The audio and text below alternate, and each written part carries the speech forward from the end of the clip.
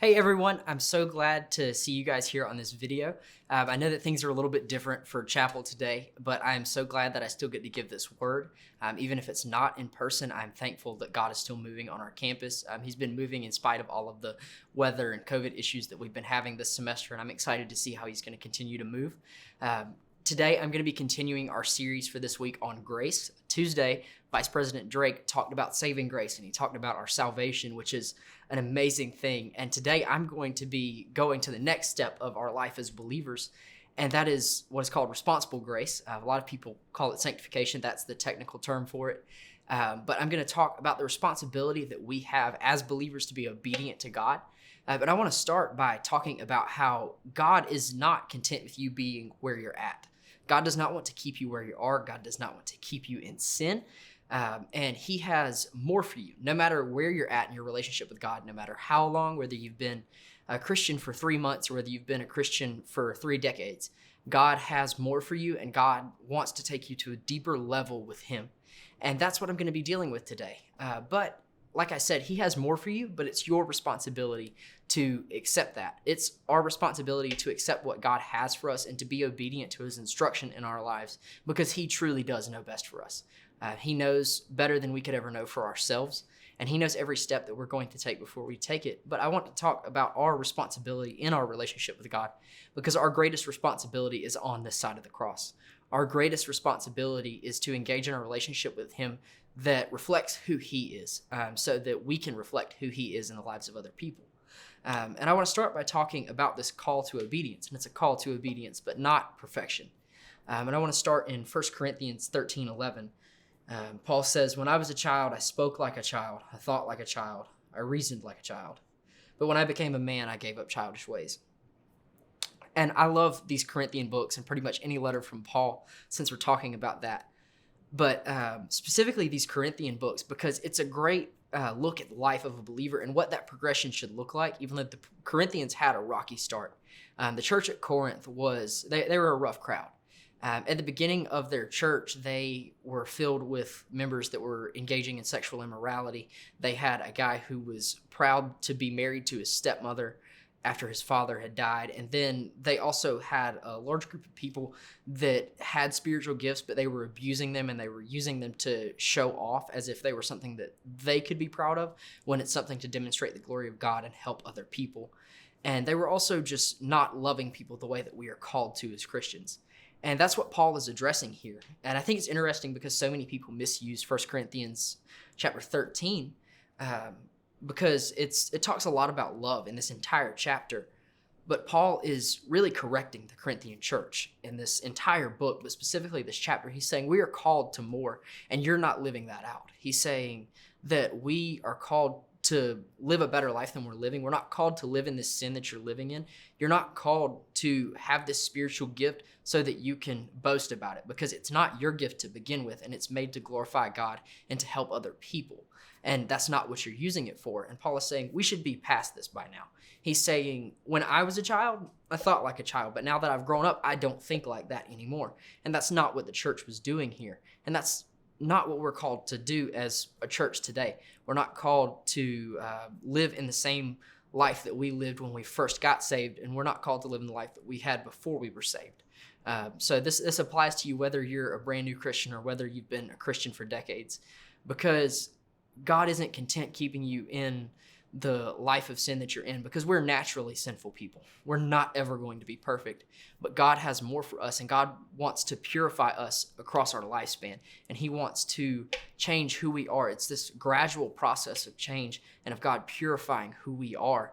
And it's so powerful to think about, but it's our responsibility to choose this, because God can't make us. God could make us, but God chooses not to make us submit to him. God chooses to let us surrender these things to him, because it's on us. It's our responsibility to say, God, I can't live like this anymore. God, I want you to take this from me so that you can be glorified for this, because you saved me and you took me out of this lifestyle of sin, and you're trying to purify me some more. And so, God, I'm going to surrender this to you. That is on us. And I believe that God's favor is evident in the lives of his people by their obedience. This is seen all across the Bible and how faithful God is to his people, especially in their obedience. And he's actually faithful in our disobedience as well. And the beautiful thing about this responsible grace that I'm talking about is that it's not our salvation. This isn't what saves us. It's a call to obedience, and it's a call to action, and a call to do better. But God isn't saying that if we don't do this, we're not going to make it into heaven, because there is evidence of salvation, and we make a shift in our life and we're removed from a lifestyle of sin, and we still struggle with sin as believers. But it's our choice to accept this responsible grace and to allow God to come and change our lives on a consistent basis, to engage in this constant relationship with God. That is on us. This is when the relationship becomes, oh, I have to contribute to this on a consistent basis. And that's what's powerful about responsible grace, because God's saving grace, like we talked about on Tuesday, that's the ground that we fall on when we mess up. We don't just fall into hell every time we mess up, and I'm thankful for that, because we don't live under the Old Testament law anymore. I don't have to fulfill the 600 plus laws that are in the Old Testament because Jesus died for me. But God does call me to another level. God calls me to be obedient to him. Although I'm never going to be perfect, I'm still called to that. And so I want to look at the life of some Old Testament leaders today and give some examples of obedience and some of disobedience. And I'm going to be starting off with Moses. I think Moses is a very powerful example of this, because Moses, he lived a life of obedience for the most part, and he let God come in and let God deal with some things within him. But in the end, Moses kind of messed some things up, and I think it's powerful to look at this. And even in Moses' mistakes, you still see the favor of God on his life, and you still see the faithfulness of God on his life, even in spite of Moses' mistakes. And so from the very beginning of his leadership, God is calling Moses to a new level than what he's used to, because Moses was born a Hebrew, but he was raised in the Pharaoh's house, and so he wasn't raised in a Hebrew home. And then he murders a man, and he runs away from Egypt where he's at. And about 40 years later, I believe God comes to him in a burning bush and tells him that he's going to use him to set his people free from 400 years of slavery. And Moses is kind of like, God, you're going to use me for this. I stutter. I murdered someone. I'm not made for this. And God says, I'm going to use you, and you're going to tell Pharaoh that I sent you, and you're going to tell your people that I sent you. And so Moses goes, and Moses sets his people free, and God uses him in a number of ways in this time in Egypt. And Moses is being obedient to God at this point in his life, and God leads them out of Egypt. The Egyptians are on their tail as they're leaving Egypt. And I think this is an important time to recognize just how ungrateful the Israelites were at times across the Bible, because they were a rebellious bunch. And at this point, they reach the Red Sea, and they have a sea on one side of them. And then on the other side of the nation, there is Egyptians on their tail. They're coming to take them back into slavery because Pharaoh had changed his mind about letting the Israelites go. And so God calls Moses to split the sea wide open, and God gives Moses the power to do this, and the sea splits wide open. And then the Israelites walk through a sea on dry ground, and then God drowns the Egyptians that were trying to get them back in slavery behind them. And that is one of the first demonstrations of God's faithfulness to his people, and it's so powerful. But in this situation, when they reach the sea, the Israelites are saying things like, you brought us here to die. Take us back to slavery. Life was better in Egypt because we weren't about to die. And they were wanting to go back to slavery instead of being free. And so they go through the sea, and then they wander around the wilderness for about 40 years, trying to make it to the promised land that God had for them. And so they reach a couple of different places in this, and they're on the verge of death. First place I want to look at is in Exodus chapter 17. And the Israelites don't have food, and they don't have water. But God gives Moses a very special instruction after the Israelites have argued with Moses and done the whole "you brought us here to die" thing again. And they said something along the lines of, we had food when we were in Egypt. We ate good when we were in Egypt. Yeah, but they were also in slavery. And so God tells Moses to go up to this rock and to strike this rock, and that water will flow out from the rock, and the people will be able to survive, and they will move on their journey to the promised land. And so Moses does this. It happens. This is another fascinating demonstration of the power of God in the life of Moses in this situation. But if you fast forward to Numbers chapter 20, you get to see Moses is put in the exact same situation pretty much. They're in a different location this time. They're in the wilderness of Zin. The Israelites are once again without food and water, and Moses has his back against the wall. And the Israelites are arguing with Moses and his brother Aaron, doing the whole "you brought us here to die" thing again. And Moses and Aaron go before God, and God says, "Moses, you are going to go and you are going to speak to this rock, and water will come out of it, and you and your people will continue on this journey." And Moses and Aaron come out of the presence of God, and they go before the people, and they gather all the people together. And Moses decides to strike the rock twice instead of speaking to it. And in this situation, because Moses struck the rock instead of speaking to it like God had instructed him to do, God tells Moses, "Because you did not believe in me, you won't get to lead your people into the promised land, and you will never live in the promised land that I had for you."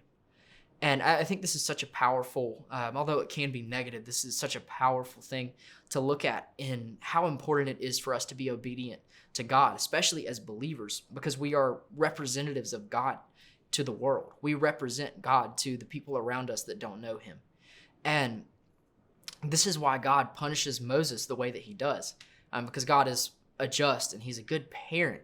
And so he punishes Moses for this, because Moses has already been to this place before. Moses has been here before, and God is trying to do something new in Moses' life. God is trying to say, "Moses, I'm not content with you being where you are," just like he is in our lives today. God was not content with Moses being where he was, and so God is saying, "Moses, I'm calling you to a new action, and I'm going to give you the power to carry this action out, because you can't do it on your own." Moses somehow thought he could do it on his own, and Moses wasn't ready to move to the next level of faith, but God was calling him there. It's not about when we're ready, it's about when God calls us that we're supposed to take the step of faith. And here we see Moses messing up because he was okay where he was at, but God wasn't okay with where he was at. And so God punishes Moses, and his faithfulness is still demonstrated in this, and I'll explain in just a second. But God calls Moses, and he says, "You didn't believe in me."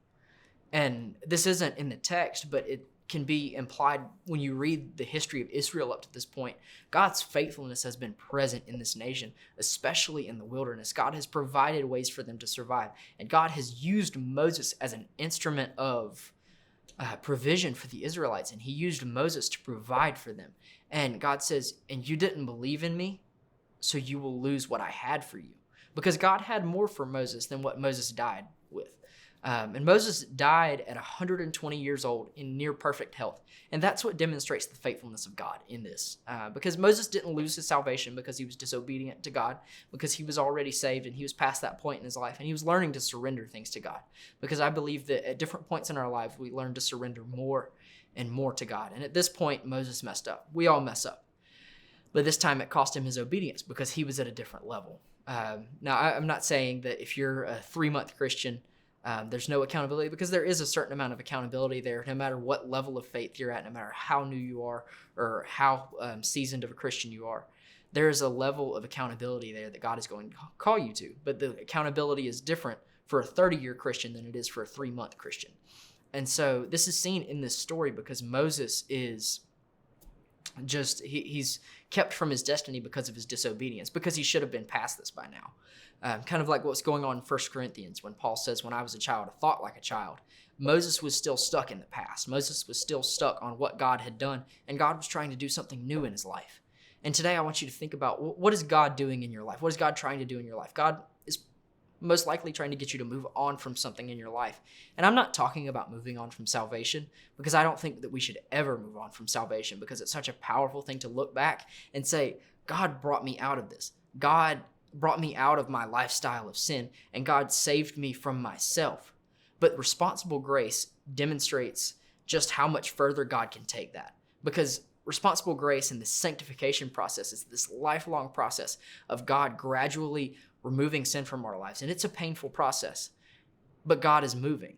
And I think it's so powerful to just think about this. And I want to move on to thinking about something more positive in light of obedience, and that's Gideon. I thought about talking about Joshua, but I figured that Gideon was a better comparison to Moses because they both lacked some confidence. Moses was a stutterer and a murderer, and he had messed up time and time and again before God called him. And then we see Gideon, and God calls Gideon to lead the nation of Israel in a battle against Midian, who was oppressing Israel at the time. But Gideon just so happens to be the least of his family. His family is the least of his tribe, and his tribe is the least of the nation of Israel. But God said, I am going to use you. And Gideon prayed and he prayed and he prayed for a sign for God to keep confirming this to him. And God did. And so Gideon goes, and Gideon gathers the army together, and he has about 32,000 men in an army prepared to go to war against Midian and stop the oppression of the nation of Israel.